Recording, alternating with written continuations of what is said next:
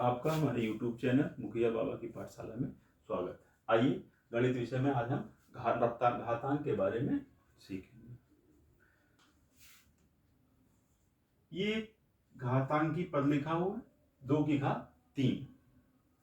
इसमें 3 को हम घातांक कहते हैं। पहले थोड़ा सा बेसिक समझ लेते हैं कि आखिर किसको क्या बोलते हैं। ये जो नीचे 2 लिखा हुआ है संख्या, इसको हम आधार कहते हैं। क्या कहते हैं? आधार कहते हैं। और इस संख्या जो 2 की घात 3 लिखी हुई है, इस पूरे को हम कहते हैं किस रूप में लिखा हुआ है? हमारा घातांकी रूप में लिखा हुआ है। अगर हम इसी संख्या को गुणे के रूप में लिख दें तो इसको हम क्या कहते हैं? ये हमारा किस रूप में लिखा हुआ है? गुणा रूप में लिखा हुआ है। अगर किसी घातांकी पद का मान निकालना हो तो हम उसको गुणा रूप में लिख के गुणा कर देते हैं। कहने का मतलब 8। अगर ये मान निकालने की बात करेगा तो हम क्या करेंगे? इस तरीके से उसका मान निकाल देंगे। तो अब हम जो बात करेंगे वो आधार और घातांक पर आधारित करेंगे। आइए इसके घातांक के सूत्र देख लेते हैं।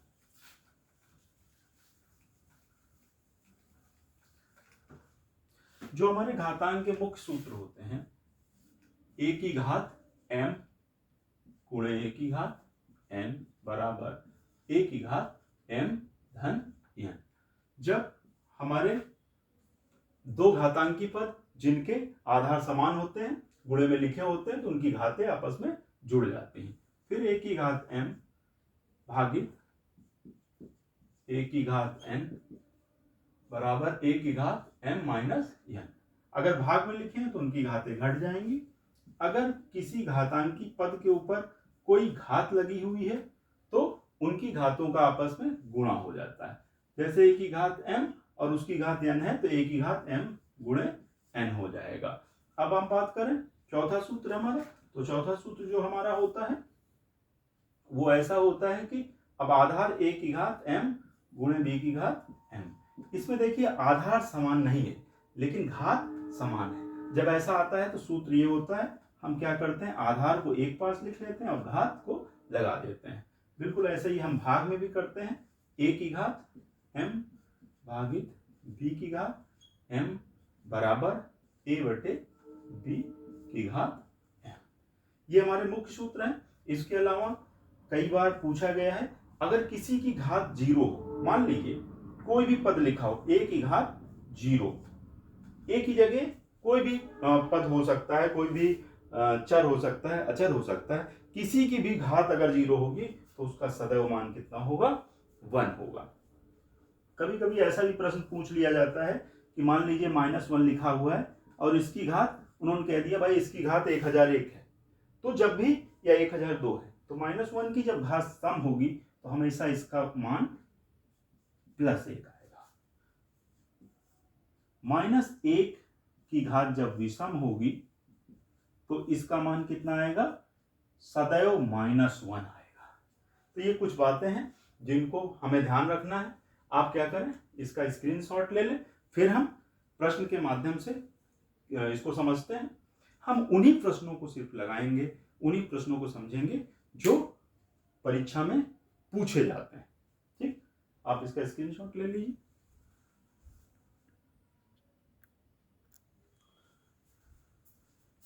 आइए इन प्रश्नों के माध्यम से हम समझते हैं कि सवाल को कैसे हल करते हैं। देखिए, जब भी प्रतियोगी परीक्षा में प्रश्न पूछा जाता है तो उसमें ज्यादातर इसी तरीके के प्रश्न पूछे जाते हैं जिसमें आधार को समान करके हमें घातों की तुलना करनी होती है। ये हमारा करणी चिन्ह है। इसका मतलब होता है कि घात 1/2।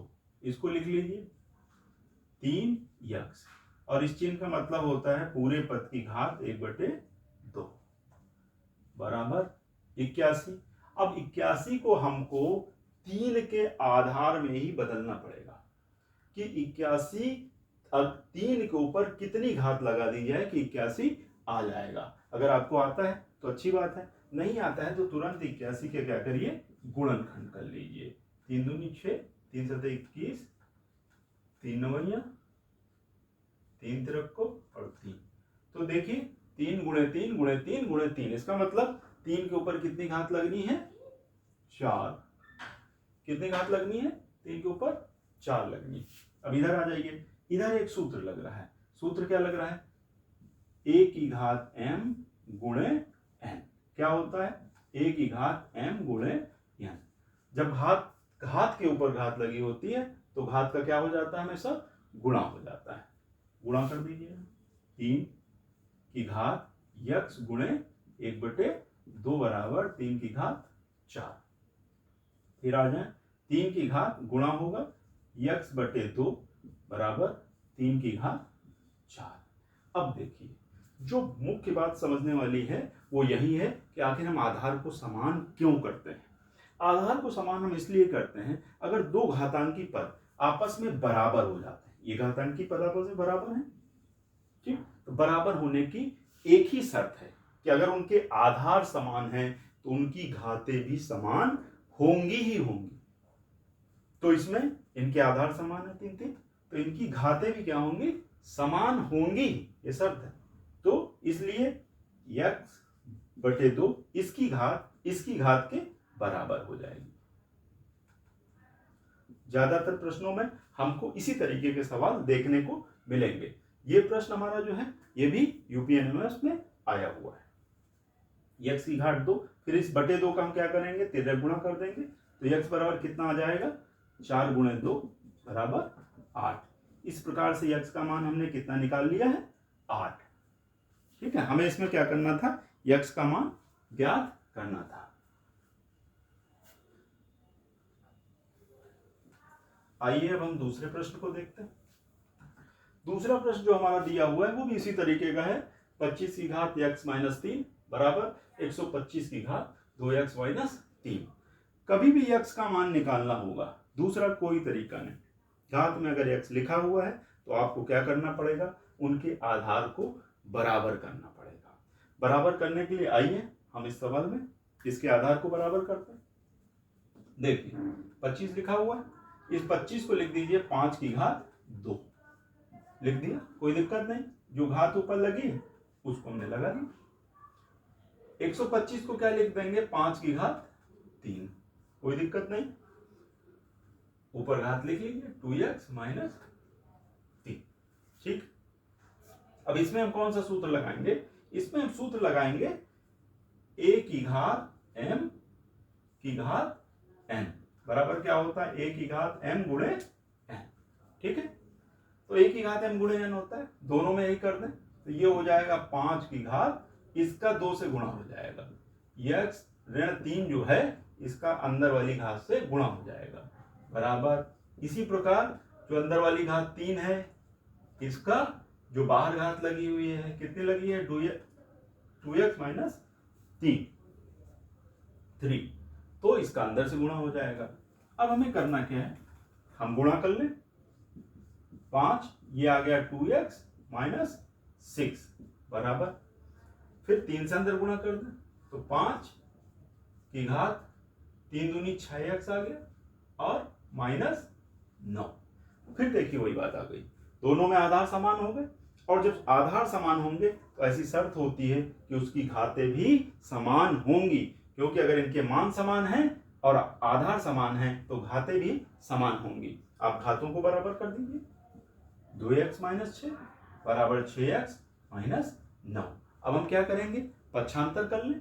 पक्षांतर करने के लिए हमें क्या करना है, x वाले पदों को इधर उठा लें और संख्या को दूसरी तरफ ले जाएं, 2x।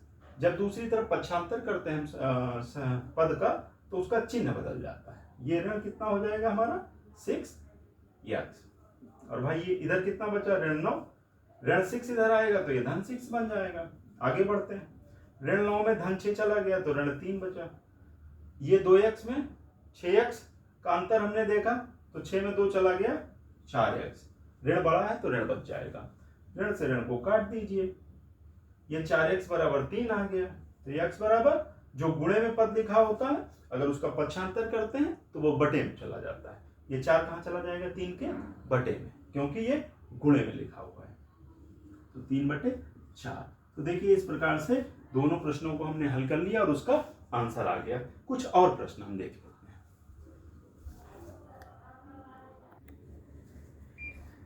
आइए इन प्रश्नों को देख लेते हैं। 9 की घात 2x माइनस 1 बराबर 2 की घात 5 माइनस 5। ये हमारा जो है 2022 में आया हुआ प्रश्न है, जो कि उसमें यूपीएनएमएस में आया था। हमने सभी उन्हीं प्रश्नों को बताया है जो कि पूछे गए हैं। इसको देख लेते हैं। अब इसमें हम करेंगे क्या, इसको अभी ऐसे ही लिखा रहने दें, 9 की घात 2x माइनस 1, क्योंकि इधर हमें कोई भी समान आधार 9 के जैसा या 3 के जैसा नहीं दिख रहा है, तो हम इसको पहले इधर के पोर्शन को हल करते हैं। तो 2 की घात 5, 2 का 5 बार गुणा कर दें, 2 2 कम, 2 दूनी 4, 2 दूनी 4, 4 दूनी 8, 8 दूनी 16 और 16 दूनी 32। कितना आ जाएगा? 32 माइनस 5 बराबर 32 में 5 को हटा दें 27। 9 की घात 2x माइनस 1। देखिए जैसे ही आपको 27 मिलता है, बस आपको समझ जाना है ये किसके आधार पे संख्या बनेगी घातांकी रूप में, 3 के आधार पे। किसके आधार पे बनेगी? 3 के आधार पे। 9 के आधार पे बन नहीं सकती, क्योंकि यहाँ 81 होना चाहिए। तो किसके आधार पे बनेगी? 3 के आधार पे। तो भाई इसको हम 3 के आधार पे बना लेते हैं। 9 को हम क्या लिख सकते हैं? 3 की घात 2, और ये 2x माइनस 1 जो है लिखा रहेगा। 27 को हम क्या लिखेंगे? ये हमारा क्यूब है 3 का, तो 3 की घात 3 लिख दीजिए। अब इसको और हल कर लें। ये इसमें हमारा कौन सा सूत्र लग रहा है? ध्यान से देखें, ये लिखा हुआ a की घात m की घात n। इसका क्या होता है? a की घात m गुणे n, घातों का गुणा हो जाता है, गुणा कर दीजिए। 2 का 2x माइनस 1 में गुणा हो जाएगा और बराबर 3 की घात 3, गुणा कर दीजिए। 3 2x से गुणा होगा 4x और ऋण 2 बराबर 3 की घात 3। देखिए वही स्थिति फिर आ गई। अब आधार दोनों के क्या हैं? समान है, और नियम क्या कहता है? जब आधार समान होंगे तो जब आधार समान होंगे, अगर किन्हीं दो घातांकी पदों के मान बराबर है, देखिए इसका मान इसके बराबर है और इसका आधार समान है, तो इनकी घातें भी आपस में क्या होंगी? ये समान होंगी, ऐसी शर्त होती है। तो 4x माइनस 2 बराबर घात क्या हो जाएंगी? बराबर 3। अब इसको हम क्या करेंगे? पक्षांतर करके हल कर लेंगे। संख्या का उधर पक्षांतर कर दीजिए। जब हम पक्षांतर करते हैं किसी संख्या का, तो उसका चिन्ह बदल जाता है, ऋण 2 इधर आएगा, धन 2 हो जाएगा। तो इस प्रकार कितना हो जाएगा? 3 2 5 हो जाएगा। ये 4x हो गया। अब x बराबर, ये 4 गुणे में लिखा है, इसका पक्षांतर कर दीजिए। गुणे में कोई संख्या अगर पक्षांतर की जाती है तो वो कहाँ पहुंचती है? बटे में पहुंचती है या भागे में पहुंचती है। इस प्रकार से हमने क्या किया? इसका मान ज्ञात कर लिया, और x का मान कितना आ गया हमारा? 5/4। यही हमको निकालना था। आइए दूसरे सवाल को हम देख लेते हैं। इस सवाल में हमें क्या करना है? इस सवाल में इसको हल करके हमें मान निकालना है। तो मान निकालने का एक तो तरीका होगा, जिसे जानकारी नहीं वो क्या करेगा? सबके मान गुणे इनकी घातांकी जो पद लिखे हुए इनके मान निकाल के यहाँ रख देगा और फिर काटेगा। ऐसा नहीं करना, फिर उसमें बहुत समय लग जाएगा, बहुत समय बर्बाद होगा और वो हल भी नहीं हो पाएगा। देखते हैं, ये पद लिखा हुआ है 3 की घात 5, 10 की घात 5। करना क्या है? देखिए 3 की घात 5 गुणे 10 को हम क्या करेंगे? चूंकि नीचे 5 की घात 7 लिखा हुआ है, हम 5 की घात के पदों में तोड़ेंगे। तो 10 को हम क्या करें? 5 गुणे 2 में तोड़ लें। 5 गुणे 2 और घात 5। और इसी प्रकार से 25 लिखा हुआ है, तो 25 को हम क्या करें? फिर इसको भी हम 5 की घात के रूप में लिख लें। तो 5 की घात 2, ये 5 की घात 7 हो गया, गुणे 6 की घात 5 लिखा हुआ है। तो ऊपर देखें कहीं 6 तो लिखा नहीं हुआ है, क्या लिखा हुआ है? 3 लिखा हुआ है ना।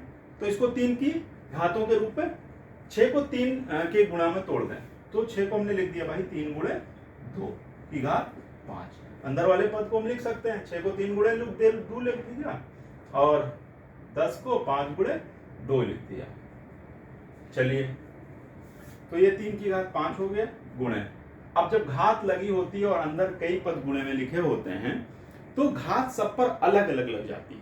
जैसे इस पर 5 की घात 5 इस पर भी लगेगा, और गुणे 2 पर भी क्या लगेगा? 5 लगेगा। गुणे 5 की घात 2 बटे 5 की घात 7 गुणे 3 की घात 5 गुणे 2 की घात 5। देखिए सवाल यहीं से सरल हो गया।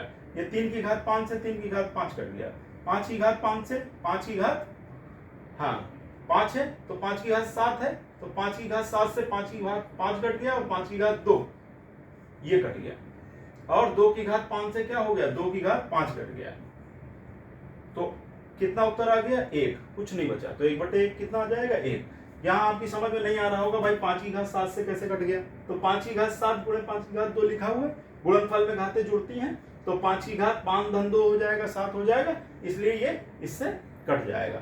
इस प्रकार हमारा मान कितना आ गया 1, तो इसको हमने हल करा, मान कितना आएगा 1। ज्यादातर प्रश्नों का हल जो होता है वो 1 ही आता है।